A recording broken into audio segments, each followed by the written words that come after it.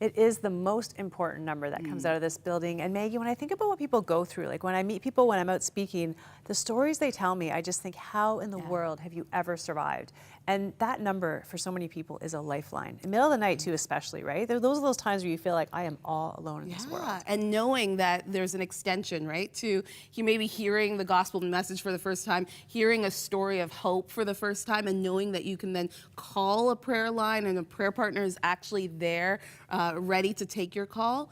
No other show offers something like that, right? I know, and life is so busy, it feels like people just don't even stop and care about you. And then you think about people too who are dealing on top of everything that happens in life with a mental health challenge, and how alone you feel about that, or how stigmatized you feel about that, and just having that confidential place. You know, we set aside a day to talk about this along with the rest of the country on January 25th with Bellet's Talk Day. And you know, that day broke records. They raised $6.5 million, smashed every previous record. They had 131 million interactions. And I think that's amazing to think through Twitter, through Facebook, through social media, with a simple hashtag, they were able to raise, you said, $6.5 million that will then go to research for mental health awareness. I love it. And kudos to our producers and our team here that said, you know what, we want to talk about this from a spiritual angle. We want to give people hope in knowing that coming to Jesus, like leaving those issues with Jesus, that there is hope. Bringing in Dr. Grant Mullen and talking about that aspect of it was key. Yeah, somebody wrote in and said that they were literally at the time sitting on the floor just weeping, didn't know why. They saw Dr. Grant Mullen on the show, went to go see their doctors, they got on meds, and they said it was such an eye-opener and miracle for them. And they eventually, after a few years, were able to get off those meds through diet and exercise. They're controlling it, they're watching it, they kind of know, like, you know, if they're getting off or whatever. And she just said, thank you for all you do. The one thing I think was my turnaround that day was Dr. Grant told us we had to choose life. I prayed with him that day, I chose life.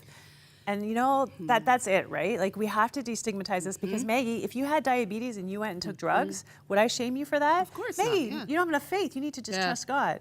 No, you took the medication. The same thing if someone's dealing with a mental health issue, we need to give them the freedom, the encouragement, and really just give them a little push, right? Yeah, and allow this to be a constant conversation in your community, in your church, and you know, allowing it to be an open place where people can say, yeah, I'm struggling with anxiety, I'm struggling with depression, I'm struggling with mental health issues, and I need your help, I need your prayers, because the worst thing you want is for somebody to feel isolated, to feel alone, to feel that they have no one to turn to. I love, we also got another, actually this was written specifically to you. It said, Dear Cheryl, I was so happy to see your emphasis on the show today on mental illness. I found myself weeping when I heard Joanne Goodwin speaking and singing this morning. Everything that she said really resonated with me. I have bipolar disorder, bipolar type 1. I spent many years in and out of hospital. I also believe it is only by God's grace that I am alive today. I almost died from suicide around 17 years ago. I was in a coma for 3 days after a major drug overdose. I first almost attempted suicide at age 10. Age 10.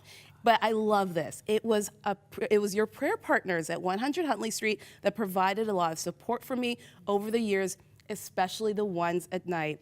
There's a prayer partner named Richard, and I know Richard, so he's going to be encouraged by hearing this, that really challenged me several years ago. He said, you need to get to the place where no matter how bad it is, suicide is not an option. I prayed for God to help me. I have stuck to it by God's grace. Wow. I love it. And that's why we're here every day. And listen, if you're going through anything, any mental health challenge, and you feel like shame is holding you back from getting the help that you need, kick shame out the door and go and do it, because life can change. Every one of these people is saying, I was in a very, very bad place and my life is different now. We know that's true. You know, if you need someone to talk to, give our prayer lines a call, but absolutely just, you know, don't live under that pressure anymore. I think we need to just be open about it. Yes, yes. Don't live in isolation.